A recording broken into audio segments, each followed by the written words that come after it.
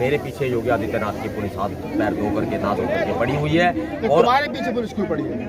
इन्होंने मेरे खिलाफ झूठे मुकदमे दर्ज कर दिए, ये मेरा एनकाउंटर कर देना चाहते हैं। तो तुम्हारा एनकाउंटर कर देना चाहते हैं, लेकिन हमने सवाल शुरू किया था कि जो मूर्ति हटाई है उसमें 96 लोगों के खिलाफ मुकदमा दर्ज किया गया। 2 लोग उसमें जो है अभी पुलिस की कस्टडी में, उनकी क्या स्थिति है? जमानत लगाई नहीं लगाई, क्या जमानत? देखिए भाई, जमानत लगा दी है नागपाल जी। जमानत वहाँ पुलिस जो जमानत लगाई गई है, सिविल जज जूनियर डिवीजन ने जमानत देने से इनकार कर दिया। और कुछ और भी बातें वहाँ सामने आई कि उन्होंने कुछ गलत तरीके से किया। और ये Arnesh Kumar versus state of Bihar की अथॉरिटी का माननीय सुप्रीम कोर्ट का अपमान भी है। इस केस में कोई गिरफ्तारी संभव नहीं है। उनको गलत तरीके से जेल में डाला गया है और अभी फिलहाल सेशन न्यायालय में जमानत लगी हुई है। माननीय न्यायालय पर हमें पूरा भरोसा है कि न्याय मिलेगा, लेकिन इस सरकार पर कतई भरोसा नहीं है जो पूरे तरीके से जो है उन लोगों को दबाने का काम कर रही है। 96 से ज़्यादा लोगों पर जो मुकदमे दर्ज है वो यहाँ पर आज आए। जो महिलाएं हैं, घर का चूल्हा चौका सब उनका बर्बाद हो गया, उनका सब कुछ बर्बाद हो चुका है। पति भाई बहन ये सब मारे मारे फिर रहे हैं, घूम रहे हैं। तो ऐसे में जो है आप समझ सकते हैं न्याय खत्म हो चुका है। आप ये कह रहे हो कि सरकार के दबाव में कहीं ना कहीं शासन प्रशासन जो है वो काम कर रहा है और 96 लोगों के खिलाफ जो मुकदमा हुआ दर्ज हुआ वो गलत है? बिल्कुल गलत है, बिल्कुल गलत है। और मैं इनकी पैरवी कर रहा हूँ तो ये मेरे खिलाफ मेरे पीछे रात को पुलिस आती है, छापा मारती है, मैं सड़कों पे घूम रहा हूँ, गाड़ी में घूम रहा हूँ, घर नहीं जा रहा हूँ। तो ये हालात है। जो पैरवी आप भी पैरवी करने लग जाओगे ना भाई जी, जो भी बहुजन समाज का व्यक्ति कोई भी उनकी पैरवी करेगा ना सच्चे दिल से, तो वो ऐसा ही करेंगे। या तो उनके साथ मिल जाओ।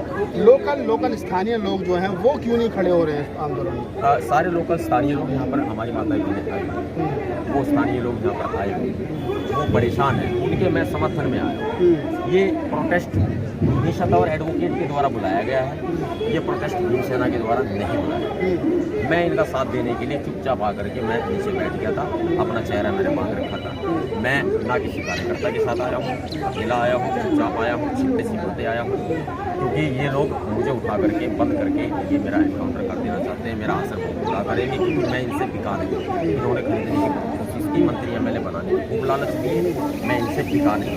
इन्होंने तो ये भी कहा कि अंदर खाने तुम हमारा सपोर्ट करो, बाहर से विरोध करो, लेकिन मेरा ज़मीर इस चीज़ के लिए नहीं। आए दिन खबरें आती है सोशल मीडिया में, नवाब सतपाल सिंह तंवर को फलां संगठन ने जान से मारने की धमकी दे दी, फलां आदमी ने जान से मारने की धमकी दे दी। बात ये समझ में आती क्यों धमकी नवाब सतपाल तंवर को मिलती है? देखो, मैं बिकता नहीं हूँ, मैं लोगों के साथ सेटिंग नहीं करता ना, इसीलिए मुझे धमकियाँ मिलती हैं, इसीलिए मुझे रोकते हैं। सपना चौधरी ने भी पहले मुझे प्यार से मनाने की कोशिश की, प्यार नहीं चला तो पैसे देने की कोशिश करी, पैसे नहीं लिए, 1.5 करोड़ रुपये नहीं लिए, तो फिर इसके बाद इन्होंने फिर जो है मेरे पर हमले करवाए। ये सब निशान वगैरह हम लोग किए, ऐसे ये गोलियाँ भी चल चुकी हैं। जब मैं इनकी बात प्यार प्रेम से नहीं मानता, क्योंकि मैंने बाबा साहब अम्बेडकर जी के 4 बच्चों की कुर्बानियों को देखा है मैंने, तब जा करके जो है मैंने इस जमीन को जो है वो गवाही देना जरूरी नहीं समझा कि भाई मैं। पूरे देश भर में आप जाते हो, जहाँ भी दलितों पर कोई एट्रोसिटी होती है तो नवाब सतपाल सिंह तंवर पहुँचते हैं। आखिरकार सवाल वही निकल करके आता है कि आपके जाने से आपके ऊपर उल्टे मुकदमे दर्ज हो रहे हैं और जो पीड़ित है उसको भी न्याय नहीं मिल रहा है, तो फ़ायदा क्या हो रहा है? नहीं, फ़ायदा नहीं देख रहे ना भाई, फ़ायदा नहीं देख रहे, क्योंकि हम कहीं जा रहे हैं हमें रोका जाता है, हमारे स्वतंत्रता के मौलिक अधिकार का हनन किया जाता है, और जब हम वापस भी हो जाते हैं तो भी फर्जी मुकदमे दर्ज कर दिए जाते हैं। उसका कारण यही है कि मैं या तो इनकी बात को मान लूँ, बीजेपी के साथ रम जाऊँ, मिल जाऊँ, या फिर ये मुझे नहीं जाने देंगे। जिनकी सेटिंग बीजेपी वालों के साथ है वो खूब जा रहे हैं।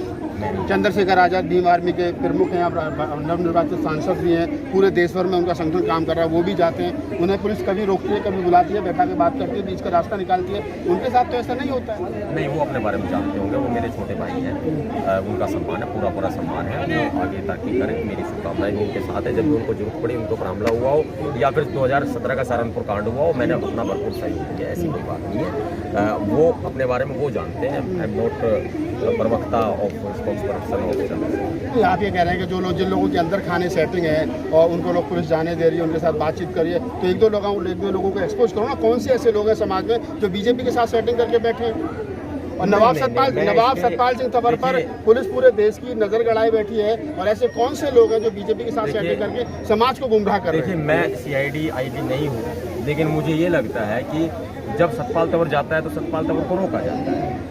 मुझे क्यों रोका जाता है? मुझे अपना पता है ना, इन्होंने मुझे सता दिया, मैं इनका सताया हुआ हूँ। आज इन्होंने ऐसा कर दिया कि मुझे मार देंगे, मुझे जिंदा नहीं छोड़ेंगे। रास्ता क्या है? आखिर रास्ता क्या है? सतपाल नवाब साहब 10 साल से ऐसे ही भटक रहे हैं, मुकदमे करवा रहे हैं, अब वजन घटता जा रहा है, समाज का भी उतना सहयोग नहीं मिल रहा है, वही 50 लोग आते हैं हमेशा। तो रास्ता क्या है? ये आंदोलन ही रहेगा या सामाजिक रूप से सामाजिक प्लेटफॉर्म पे, या कोई राजनीतिक पार्टी आप बनाओगे या किसी राजनीतिक पार्टी को ज्वाइन करोगे ताकि राजनीतिक सपोर्ट भी मिले? देखो अभी जो है मैं समाज से साथ में अपील करता हूँ, अभी हम पहले इन मुकदमों से निकल जाएं और अपने जो ये 2 लोग अंदर हैं इनको भी निकाल दें, इसके बाद देखेंगे कि क्या करना है। समाज से सहयोग की अपील करता हूँ, समाज से। हमेशा लोग कहते हैं कि नवाब सतपाल सिंह तंवर आते हैं, उनके 10-50 साथी आते हैं, शोर शराबा करते हैं, रिजल्ट कुछ नहीं निकलता। सपना चौधरी वाले मामले में भी क्या हुआ आज तक लोगों को पता नहीं है। सपना चौधरी को FIR हुई, SC/ST एक्ट में मुकदमा दर्ज हो, बाद में क्या हुआ, सजा क्यों नहीं हुई? 7-8 साल उस मामले को हो गए। वो उल्टा मुकदमा मेरे ऊपर चला दिया गया है। 354 IPC में सपना चौधरी ने मेरे ऊपर केस दर्ज कराया था, जिसको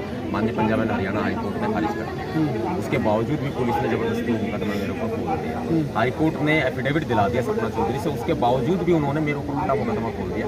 रही बात उसके ऊपर दर्ज मुकदमे की, वो मुकदमा कोर्ट में चल रहा है, जिसमें पुलिस ने अपनी क्लोजिंग रिपोर्ट दी, उसको साफ साफ बचा दिया। उसमें पुलिस ने क्लोजिंग रिपोर्ट दे दी और कह दिया कि इसका कोई कसूर नहीं है। कोर्ट में जाने के बाद हमने उसमें प्रोटेस्ट पिटीशन लगाई हुई और केस लगाया। तो आप नवाब सतपाल सिंह तंवर हैं, जो पिछले 10 साल से भीम सेना के बैनर तले जो है वो सामाजिक मुद्दों को लेकर के रोड पर आंदोलित हैं। और हमेशा से एक आरोप लगता है कि भीम सेना जो नवाब सतपाल सिंह तंवर ने लगभग 2010 के आसपास रजिस्टर्ड कराई थी, तब से लेकर के आज तक देश भर के सैकड़ों जो है वो मुद्दों पर और नवाब सतपाल सिंह तंवर और उनका संगठन जो है वो हमेशा आंदोलित रहता है। आज जंतर मंतर पर थे, योगी हटाओ यूपी बचाओ नामक नाम के बैनर तले उन्होंने यहाँ पर एक आंदोलन किया। निशा तंवर जो उनकी मिसेज है, आरोप है कि बिजनौर डिस्ट्रिक्ट में एक जगह है चांदपुर में बाबा साहब डॉक्टर अम्बेडकर की 13 साल पुरानी प्रतिमा को रात के अंधेरे में पुलिस ने हटा दिया है। और हटाने के बाद में वहाँ पर उल्टे जो शिवचरण जी हैं और कुछ साथी लोग जो हैं उन पर मुकदमा दर्ज जो है वो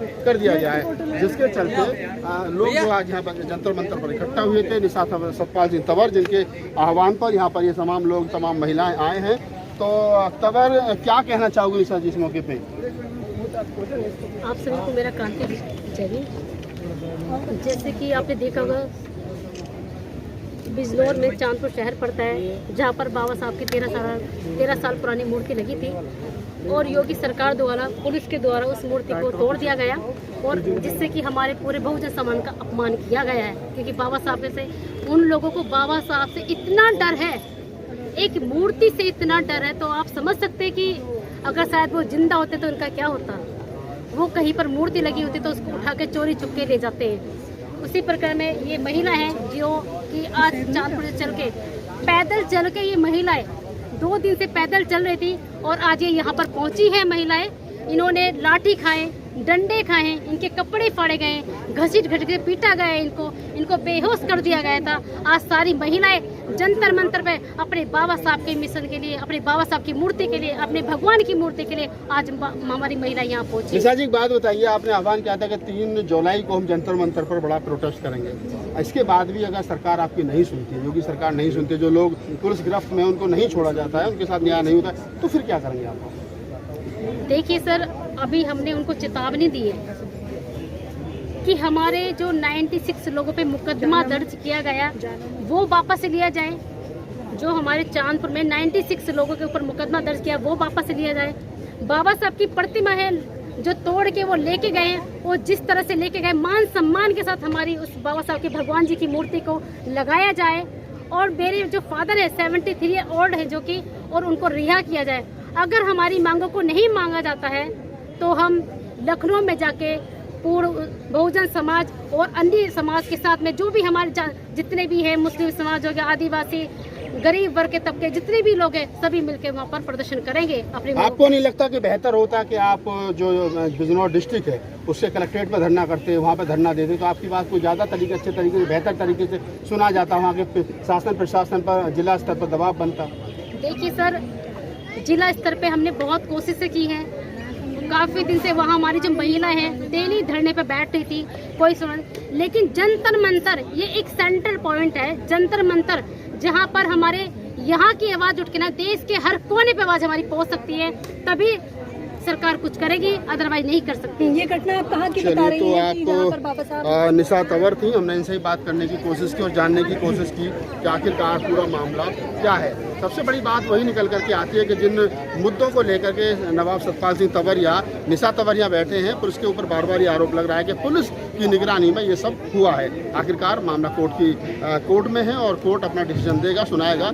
मामला जो लोग पुलिस की गिरफ्त में हैं उसके बाद में उनकी जमानत पर सुनवाई होगी, तब सारी बात पता चलेगी आखिरकार कोर्ट इस पूरे मामले में क्या करा।